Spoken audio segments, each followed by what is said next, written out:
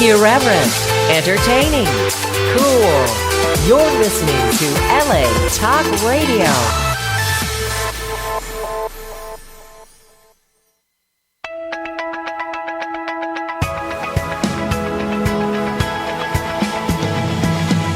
You're listening to Question Reality with Priscilla Leona, right here on LA Talk Radio. Hi, welcome to Question Reality. I'm your host, Priscilla Leona. We are coming to you live from Los Angeles, California. If this is your first time tuning in, our show will help you to question your career reality. Now, this show is for you if you are considering a career in the entertainment industry. And our guests will provide advice on how and what it takes to successfully pursue a career in the entertainment industry.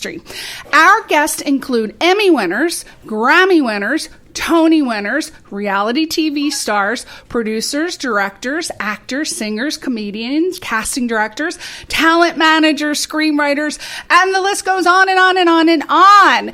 And if they're working professionally in show business, we are going to have them on this show to give you entertainment career advice. And we make sure that our guests are at various stages of their careers, from professional to beginner. So that means that we will definitely have someone on the show who will be able to help you with your show business career questions. You can either listen or download any of our past shows by going to our archive page, and that's on latalkradio.com website. And you just go to channel 1, there's a link, and it drops down, and you just click Question Reality, and this takes you directly to our archive page. And our shows are also available to listen to on iTunes under the podcast section, and also on Stitcher.com. So just type Question Reality in the search box. Now, if you want to find out about future guests, as you know, we've been on the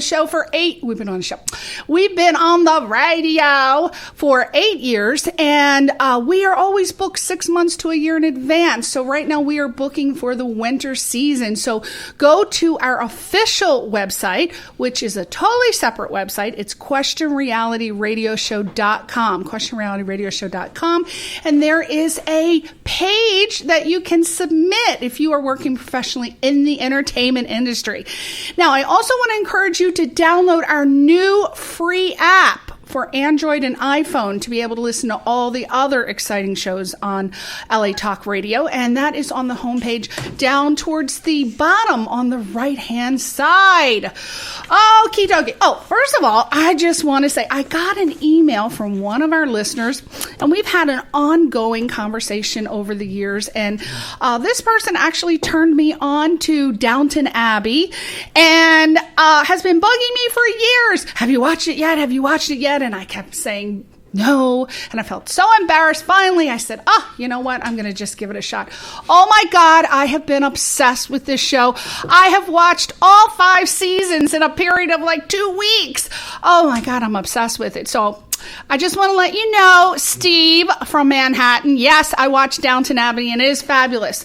I'm very sad because I'm up to season 6, and it's going to be over, Okay, so today we have a fantastic guest on the show, as always. First of all, I got to say, if you saw on social media she was going to be on the radio show today, you know she is hot and sexy. She's sizzling. Gorgeous. She's gorgeous. Her name is Nora Francesca. I didn't even get her last name out yet. That would be Albert, coming in premature. Women, you know how that is. Nora. Oh, Jesus. Now I'm calling her Norma, like Norma Desmond. Nora Francesca Germain. I hope it's Germain, or it could be Germain. Is it Germain or Germain? It's Germain. I was right. Okay. Nora Francesca Germain. That sounds like a wonderful Italian dish. I love it.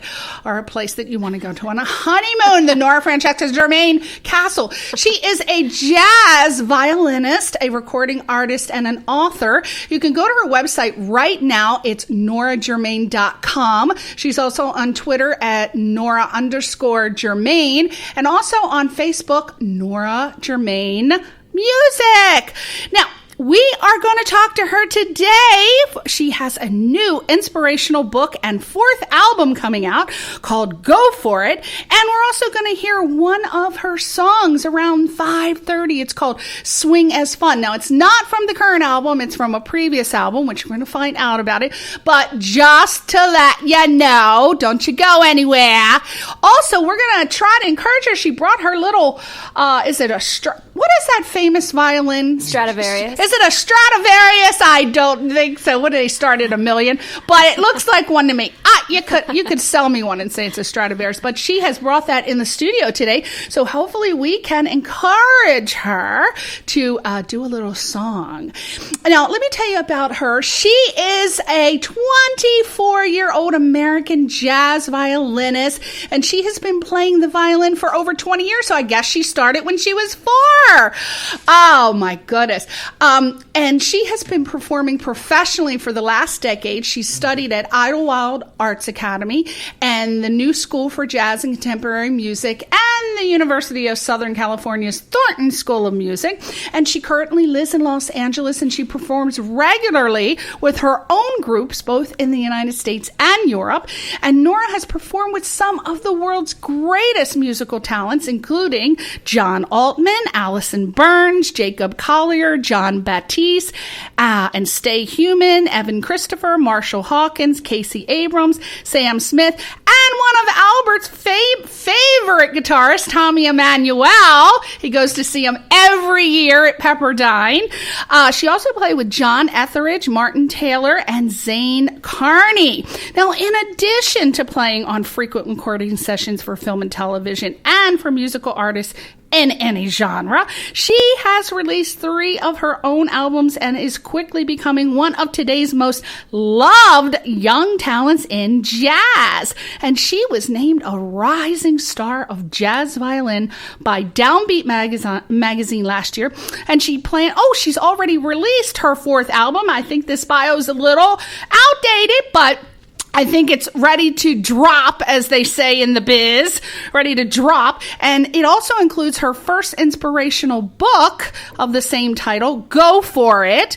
And she also performs as a solo violinist on a weekly basis at the Children's Hospital for Los Angeles and performed numerous charities in the United States and abroad. So welcome, Nora Francesca Germain. Now we got the applause meter, right? Yay!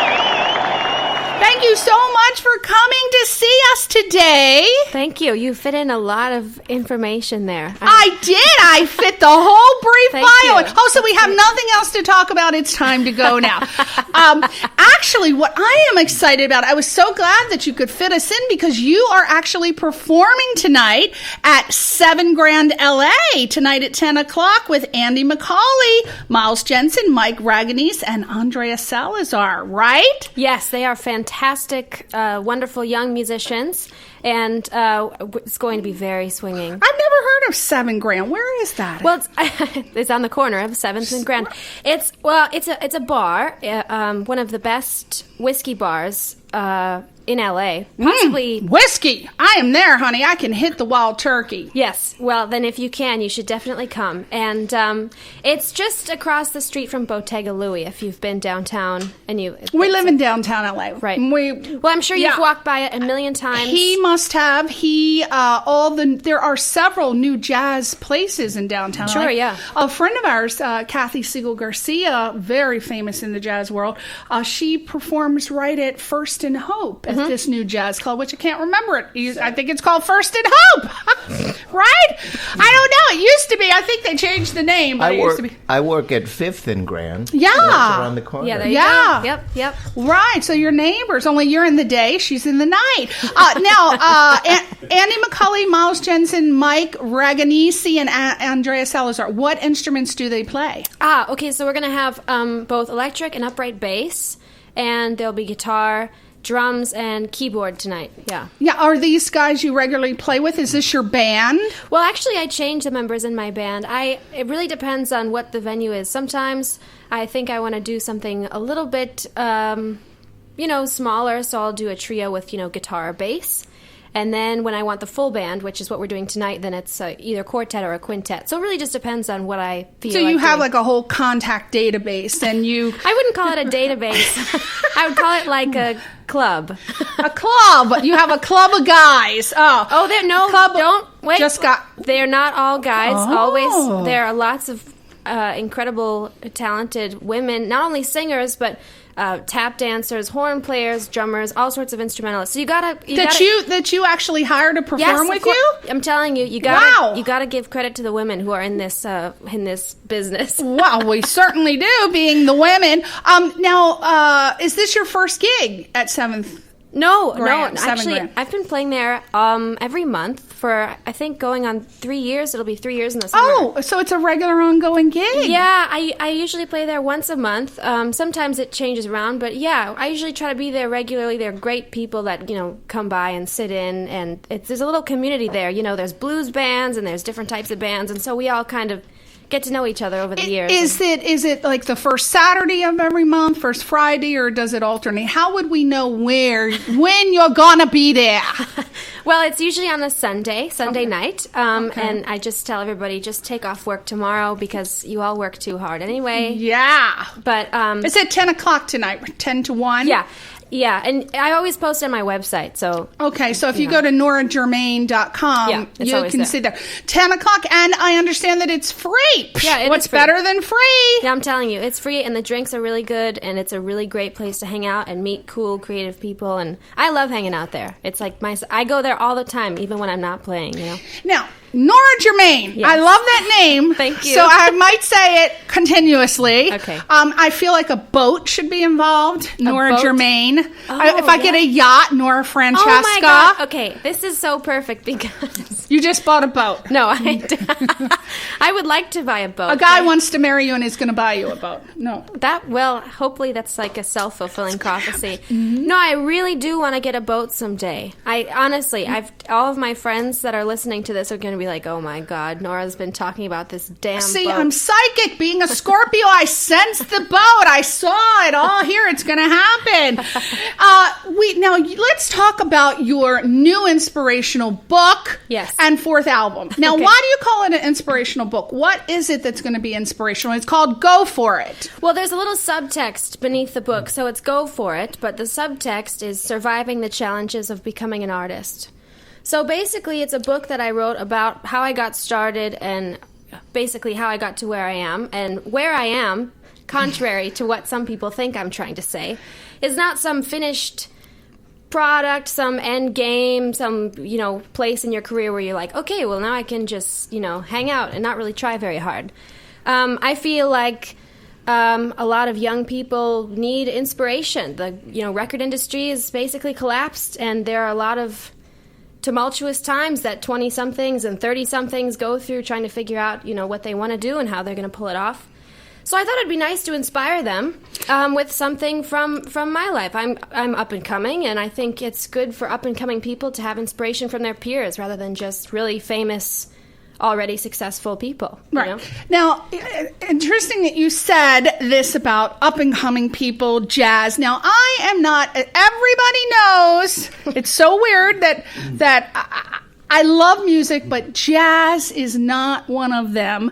I'm more of an old tacky 80s person, disco. I 80s. love disco. Okay, good. But jazz, oh my gosh, Albert, as you know, is a jazz, he's a software developer by day and a jazz musician at night. And he plays jazz guitar, and he often plays the jazz songs, and I have to put earplugs in. I don't know, it's just a cacophony of sounds, and it doesn't really, work my ear. So you're going to have to tell me all of these things. However, I do like the old school jazz, like the 30s and 40s stuff. I love that. But the new fusion, oh my God, it gives me a migraine. Well, do you like Sinatra? Love Sinatra. Then you love jazz. This is what my mother says. This is true.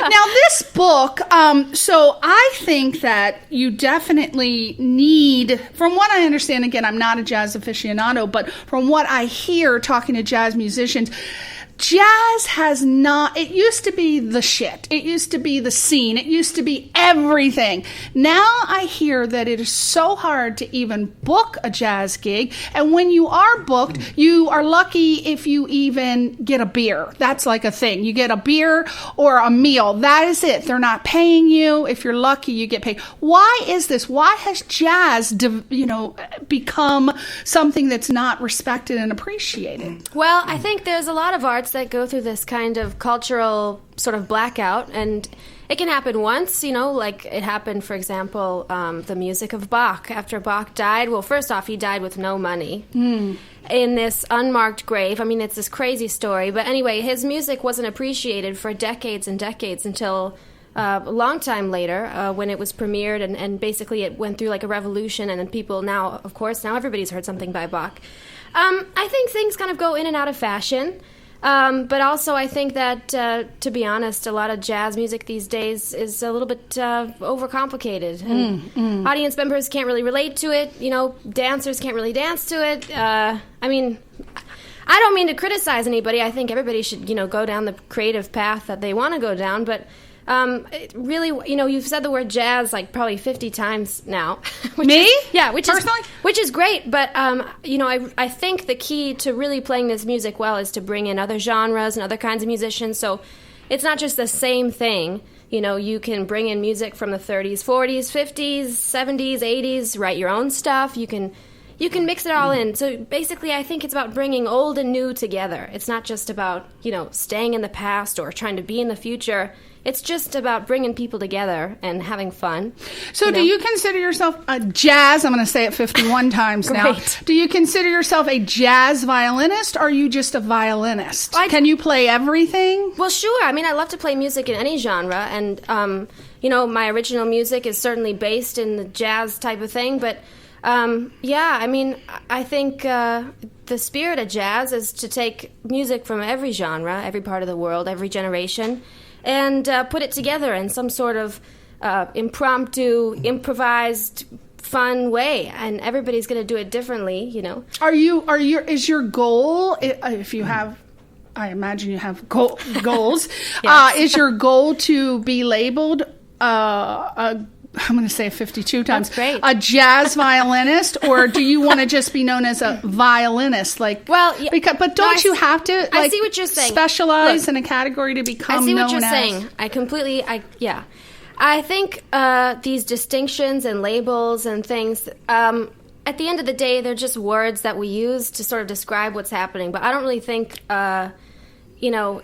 Words really do any kind of art justice at all. Anyway, but. Yes, of course I want to play jazz. I love the music of swing. I love to play the American Songbook. I think Gershwin's one of the greatest composers of all time. Mm-hmm. But in this business, are you more, because the things I've read about you, it seems like people are putting you into a category of being the best jazz violinist, and they keep saying that. I've read like all these things on your website, and they're really saying you are a phenomenal jazz, and they keep putting that word there. So is that something you play more of? I do. I mean, I do play a lot of jazz music, but I don't... You don't want to be just known as a jazz violinist, right? I mean, some people look at that as sort of boxing you in, and I sort of see it as setting you free. Like, she's good at that. Yeah. That's great. Like, what else can I do? But you play classical, right? You play Not in my shows, really. I mean, I sometimes, every once in a while, I play a little piece of Dvorak or something, like a little, sort of like a little palate cleanser. But, yeah, I write music and I sing, and I try to give you sing too? I did not know that. Yes. That I did not know. My goodness. Wow. Yes, well, that's actually become a sort of thing that happened in the last year or so. I didn't really know I wanted to become a singer or singer per se, but you just mentioned Tommy Emmanuel, and he's a guy who is obviously an instrumentalist, great guitar player, but, in his shows he'll sing a little bit, and it's a way for the audience to connect with him in a new way. And so does it make him smaller to say he's a singer? No, it makes him bigger. So does it make me smaller for people to say, oh, she's a jazz violinist? I don't feel tied to that. I just feel like, great, this is lots of fun, I feel very freed by it, so... That's great. Now, your book, and this is your 4th album, and when I say you have produced it? You've written everything yourself? Is it just you wrote it, you do the instrument? I mean, what involvement? It sort of connects to what we were talking about. I did produce it, and I flew to New Orleans to do it with some musicians there. And it's basically what we were talking about. So it's got a bunch of jazz music on it, done in my own way, my own arrangements that I think are representative of, what I like and what I hope other people like. Are these originals or standards? No, they're standards, and there's some original music that I'm singing too. And so it's a mix of my favorite old stuff and some stuff by me. But whether it's original or not, I feel like is sort of an afterthought. To me, I mean, I don't really care if it's original or not. Like, when you could, for example, somebody may have recorded some Mozart violin concerto 1 billion times. I mean, it's been recorded over and over again. And somebody might do it and it'll feel old, and somebody might do it and it'll feel new. Yeah. And similarly, people could play original songs. You might hear the same guitar player playing the same song, and he could say it's original, but oh my God, it's so boring. Yeah. So to me, it's not really about if it's original. It's about if it's good, if it moves you, if it makes you feel happy, if it makes you feel something. Right. It's more about the performance and the individual artist than whether or not it's original. But on my album, it's a mix of old and new. So this album is called Go For It. Why is it called Go For It? Well, I've done a few things on it that I've never done before. So that was sort of my sentiment. Such as what? Well, on it, there's songs that I've written the lyrics to, I've arranged, I'm singing and playing violin on the same song. So I'm doing that. I've also played a little piano on the album, which is something I've never done before. And it's just sort of, that was a sentiment. I mean, go for it. Why not do what you want to do? That's right. Do you know what I mean? If you feel a vibe, go for it. I think you should. So that's sort of hashtag go for it. Now, I understand from what I read that the support for this project has been extraordinary. Yes, over it has like been. 500 people from all over the world support your album. Yep. And That's right. So what have you read in these? I assume you get some sort of reviews that you can read. What was the most poignant thing that was said about this new book or album that you really said, wow, they got me. This is exactly the point I wanted to get across. The book and the album are not out yet. You can pre-order them now, but they're not actually released yet. But I have received a lot of critique and review about my campaign, which is how I funded the whole thing. And people are saying they're really inspired by somebody doing more than one thing.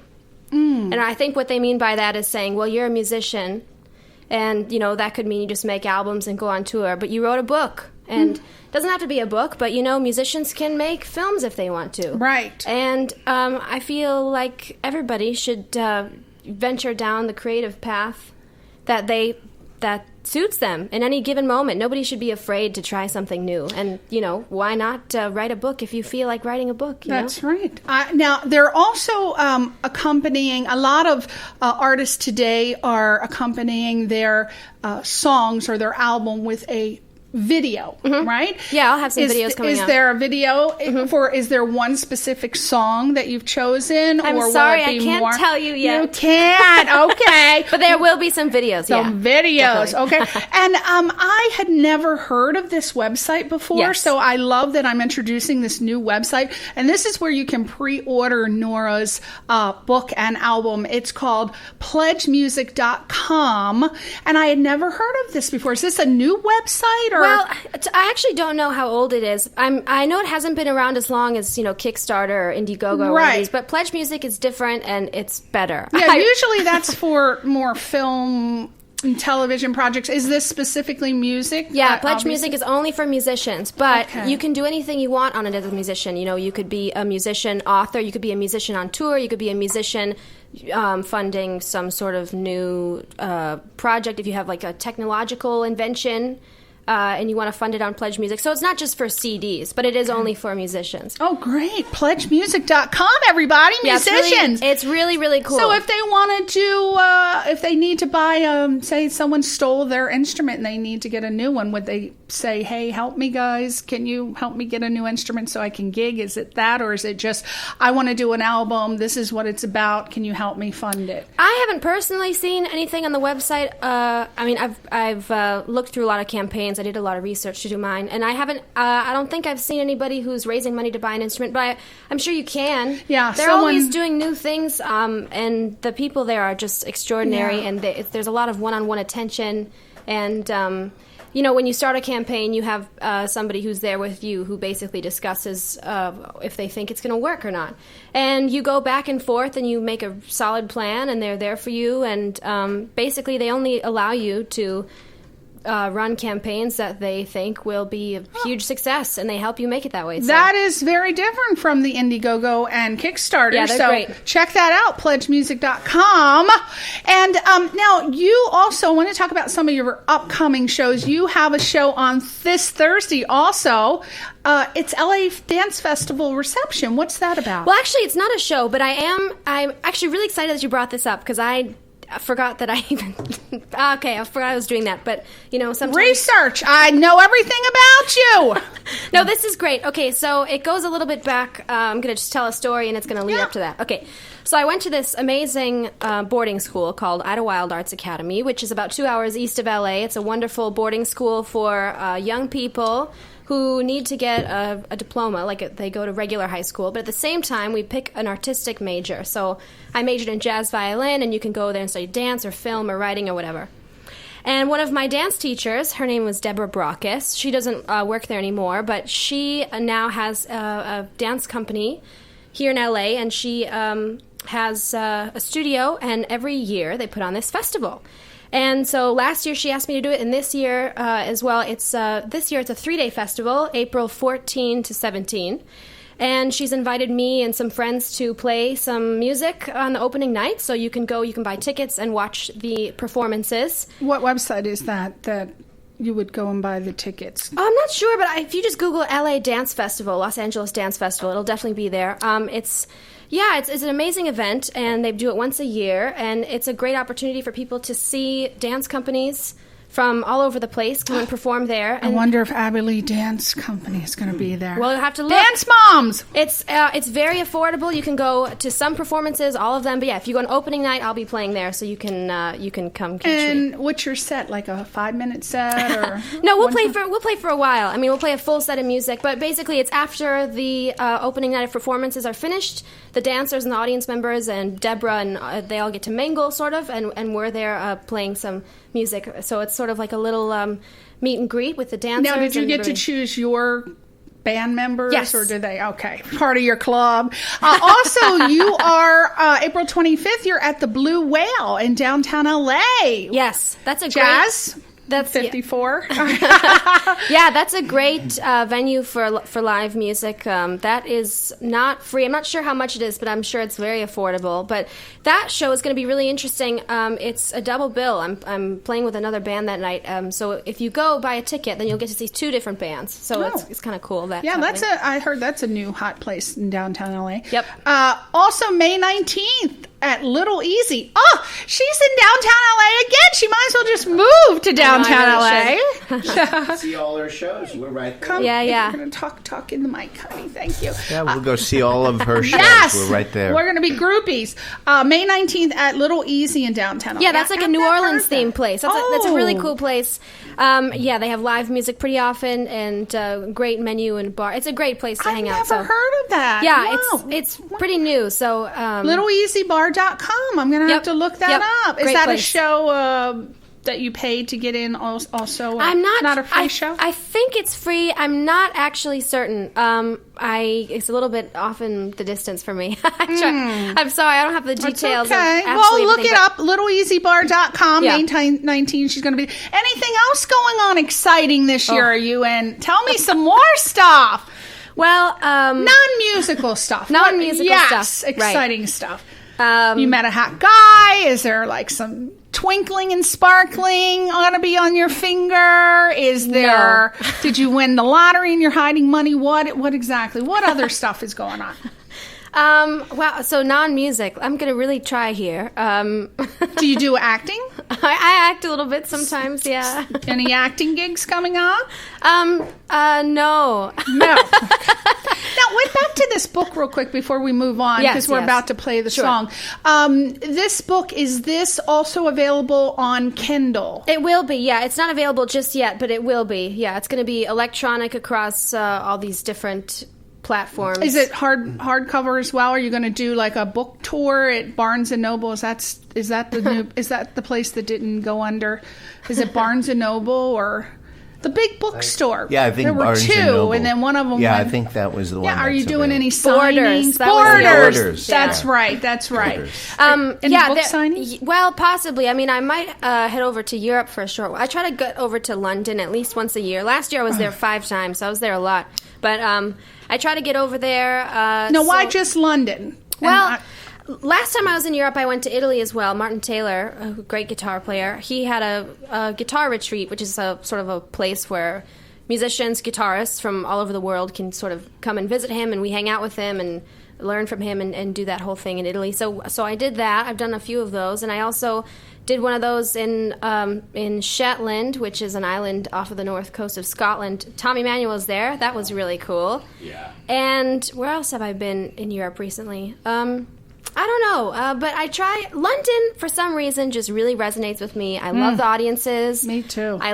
There's so many tremendous musical artists there. You mentioned a few people that are really great. Jacob Collier is a great friend of mine. John Altman, who's a wonderful film scorer and saxophonist, he's over there.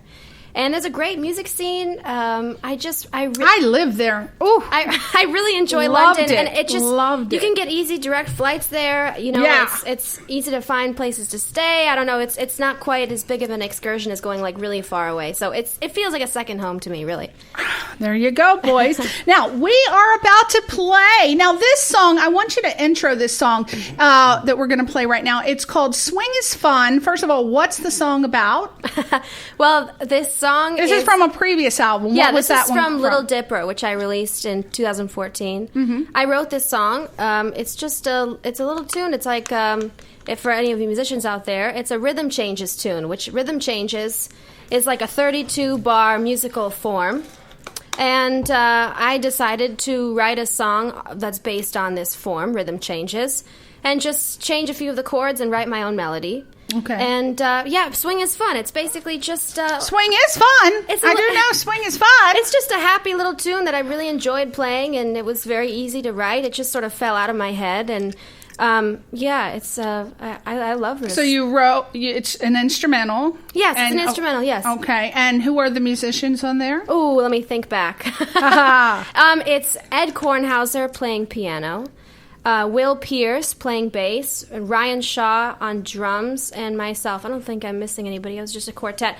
Ryan was the youngest one on this session. I was 21 or 22 when we did this. Ryan was 19 or 20 or something. So wow. We're all... all youngies, Yeah. all millennials. Yeah. Okay, so here's a bunch of millennials playing this song called Swing is Fun. And when we come back, we are going to get advice, career advice here we go. from her about how to make it as a violinist.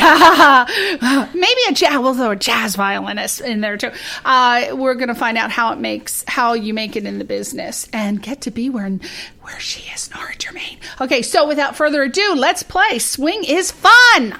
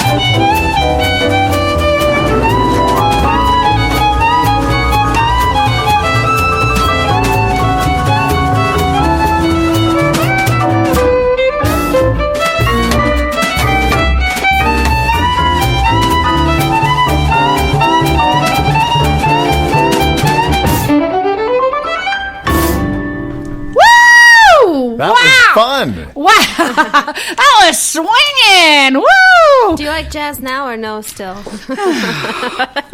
I just That can't. was supposed to be fun. Well, it No, was it's okay, fun. look. I did feel like I was breaking bad a little bit. But yes, I do. I love jazz. As far as the oldies. Don't lie to me. No, I like Frank Sinatra. There you go. Right. And I like, well, I don't know if you can, I think this is more blues, but I love Billie Holiday. Oh, yeah, she's jazz. Yeah, I sing Ella songs. Fitzgerald. Yeah, I play songs and sing So songs. I love they that. all did. Yeah.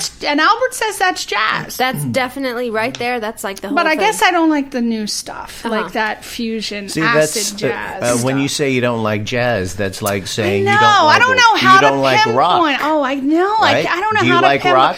No, Because there's rock that you like. There's rock you don't Yeah, like. I don't know how to pinpoint that. Well, I think, I'm we're getting into a world in which genres really... they're blending. I really think it's got to be about the individual artist. Yeah. If you can say, do you like this person's playing? And you Yeah. say, well, yeah, or no. And Yeah. Do you know what I mean? Like, Yeah, it's kinda hard. I mean, look, the jazz thing, it's a part of America's heritage. It's the Right. greatest thing Americans ever did in arts is create jazz and send it around the world, and it came right back richer and better and more exciting and more Why diverse. do you feel that jazz is not as popular as the rest of the genres? Now, I've heard that what is that radio station? That 88.1. No, that's more jazz. The other one, that they 98.7. Basically, I've heard that they 94.1. can. Okay. 90. Yeah, I heard that they have to add more. What would you call that music that they've added? Pop music? They've made jazz Yeah. more pop Right. because they couldn't hold an audience for Well, look, just jazz. look. Is that true? Oh, I've got 3 points really, and number one is that basically we're seeing that I've got this analogy, and it's in my book. It's this analogy that there's a circle of dominoes, okay, and we're talking about the industry of jazz music as a whole, okay. And every domino basically has a different responsibility. One of the dominoes is the artist. Another domino is the jazz record labels. Another domino is jazz media. Another domino is jazz magazines. And now I'm not saying that only jazz magazines. I'm just saying people who work with artists in this genre, you know. Right.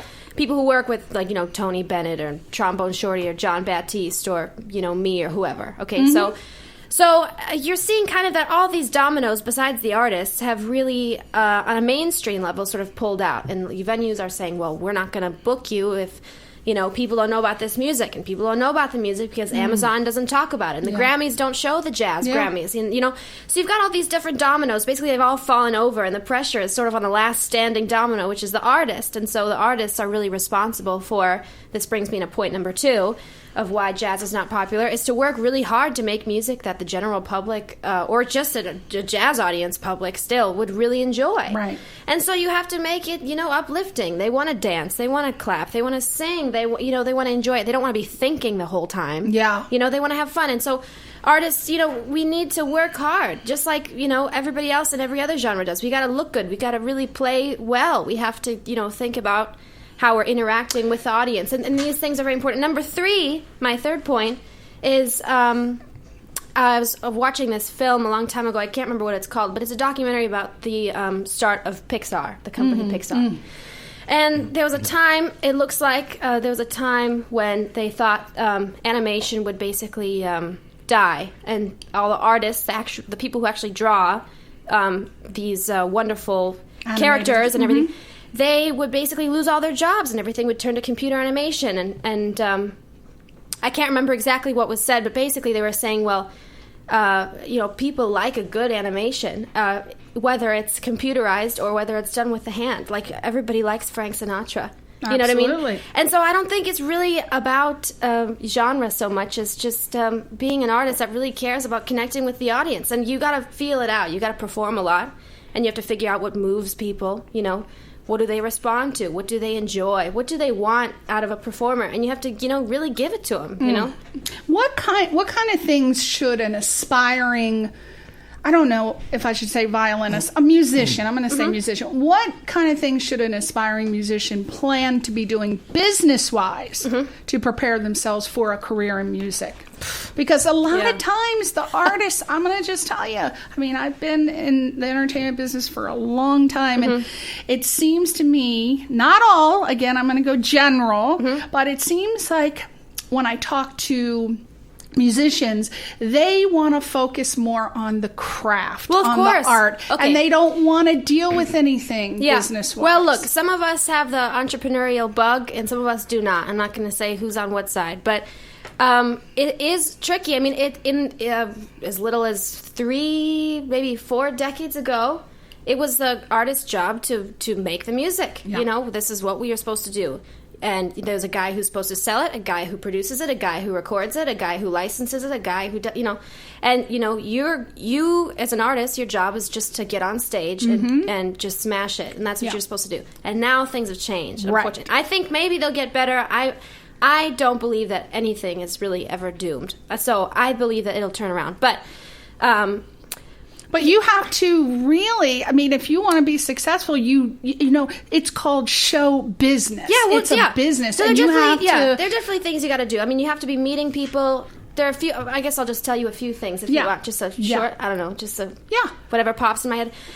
You got to be out meeting people. That's number one. You know, meeting people. You should, whether you like it or not. So she's going to bring up points, and I'm going to tell you my version. Go ahead. So whether you want it or not, you can't sit in your room and pluck your strings. You got to get out there and network and market yourself. It's important. Yeah, and you should do some research. Figure out who. Basically, what I do is I think, who are all the people that do something similar to me, and study what they're doing. Go meet them. Play at their shows. Ask if you can be a special guest. Figure out what their audience is like, and do a little bit of research, you know. And another thing is get an email list together. You know, that's really important. You can let people know where you're going to be, what you're doing. That's imperative, because you ever heard the phrase, you millennials, out of sight, out of mind? Hopefully you have. Well, that is very true. And you have to constantly stay in the visual plane of people in the music business. Right. And you've got to network and market yourself, even if it's just to show up and just introduce yourself. Hi, I love your work. I'm an aspiring violinist, blah, blah, blah. You have to do it. Social media, but it's a very delicate balance, because it can get to the point where you're putting out so much that people get annoyed with you, and they're like, oh no, not another email from Nora, or someone. That you can't do too many, but you got to do enough. Well, I just try to think about if I was not me, what would I want from me? I think about that. Like, okay, if Nora came across my mind, or if, whoever comes across my mind, what would I want to know about them? Would I want to know if they have a show? Would I want to know what they're eating for dinner? Would I want to know who they're collaborating with? I just think about what I want from artists that I follow and try to, give the public the Well, same I know that I thing. get regular weekly emails from you of what you're doing, which is very good. If you don't how come I don't get any weekly emails? You got to sign up, You man. got to sign up. You got to go to our website. And that's very good. One of the good things I love about your website, and that's another thing, you got to have a professional website. Oh, yeah, One of the that's things easy, Nora does, when you go to her website, noragermain.com, the first thing she has is to sign up. It's a big, huge banner. You can't miss it. But a lot of musicians don't have that. They don't even think about that. And you get on the list, and then you got to put out a weekly or a monthly newsletter, which is what Nora does. And you got to make it interesting. You got to have words that pop. They're called buzzwords. Yes. I have another point, if you don't mind. Yes, I love points. One other thing that has really helped me in my career, and I don't mean to preach because I'm just in the beginning. People are like, "Oh, Nora, you're 24." No, and you preach think it, girl. I know, preach it. I really, honestly, I feel like I'm in the beginning, and I just want everybody who's listening to know that I really, that's the truth. I don't have a yacht, and it's not named after myself. It will be.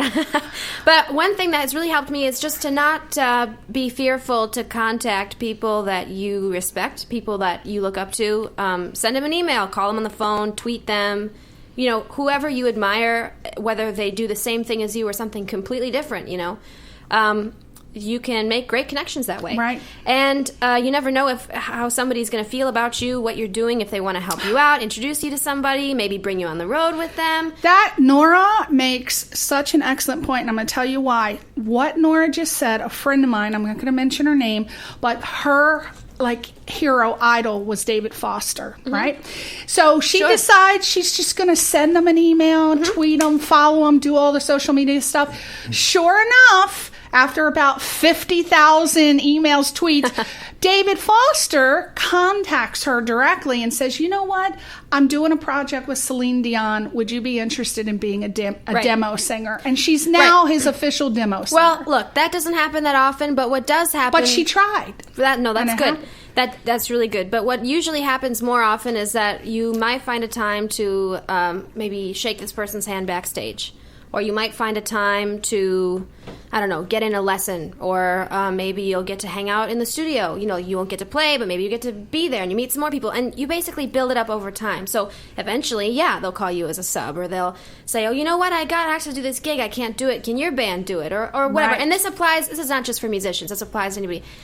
Basically, the main thing is just to not be afraid to really just get in touch with people who you look up to. Because they were young and, stupid and had no idea what was going on at one point, too. And, when I get older, if somebody young is like, I love your work, whatever, can I come to your sound check? I'd be like, hell yeah, you can come to the sound check. I mean, I'd be so flattered. Right. You go, sometimes we think that these big stars, people who have a lot of Grammys or accolades, whatever, sometimes we think that, they are living in this, crazy world of abundance and perfection, and it's so glamorous, but they had to crawl out of the thing too. They had to get there, and the primordial ooze. Yes, and if they're worth getting to know at all, then they're not going to forget about those days. Absolutely. So you got to reach out to people who you admire and see if you can make it What's happen. the worst can happen? Now you know what you got that little violin here, and we almost run out of time. I want you to play it. What can you do? Give us something live. Great. Now, would it be too much to ask for a Frank Sinatra tune? No. Which one do you want? Come Fly With Me? Do you like that one? No. No. What about I Got the World on a String? Is that Frank Sinatra? Yeah, it is, yeah. Or what's another famous Frank Sinatra song? I'm not going to say when I was 17. Summer Wind. I don't know that one. Okay, when I was 17. Uh-huh. All right, maybe as Nora looks at me like, oh, shit. Something happy and Let's upbeat. do You Make Me Feel So Young. Okay. Do you guys know that one? No. What? Do the first one then. What's the first one you just said? Come Fly With Me. Okay, Oh, we'll that's the do best Come Fly one. With Me. We can do that. Okay. It's just that it's been done so much, but that's okay. We'll do that. You never heard on a violin before, have you? No, this is good. Okay. Yes. Never heard it on the violin. This is Nora Germain playing Come Fly With Me on her little violin. Okay, here we go. Okay, here we go.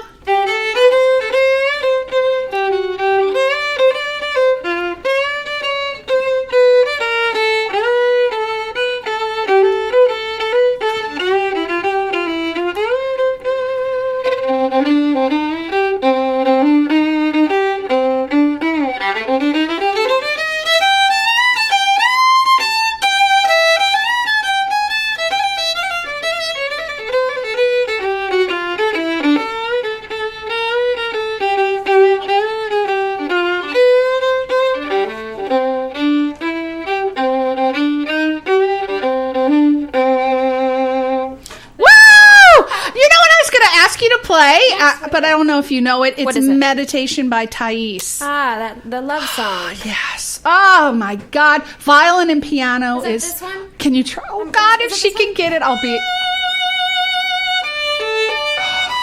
Oh my God, that's it.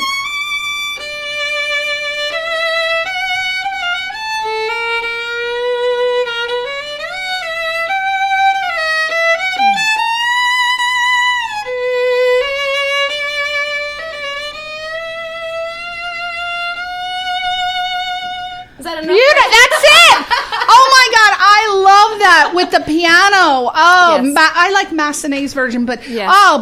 That was beautiful. Oh, yes. Okay, so we got to go. We're out of time, but please say goodbye to your fans or anything you want to get in. Oh, I just love you guys. Thanks so much for listening. Go out and support your local artists. I'm telling you, you got to buy their music, even if you stream it on Spotify. You should buy it somewhere. Buy a ticket to their shows because that's the only thing in between amazing, incredible young talent all over the world having a healthy, wonderful career. So just go out and support your artists. Support. That is the best thing to do. And support Nora. She's going to be tonight at 7 Grand, 10 o'clock to 1 a.m. So come down to downtown LA and see her. We might stop by, and we thank you. Thank you for coming on the Thank you show, so Miss much. Nora. Thank you. And thank you, Albert. And thank you, everybody, for listening. And we'll see you next week on Question Reality. Bye-bye. Bye.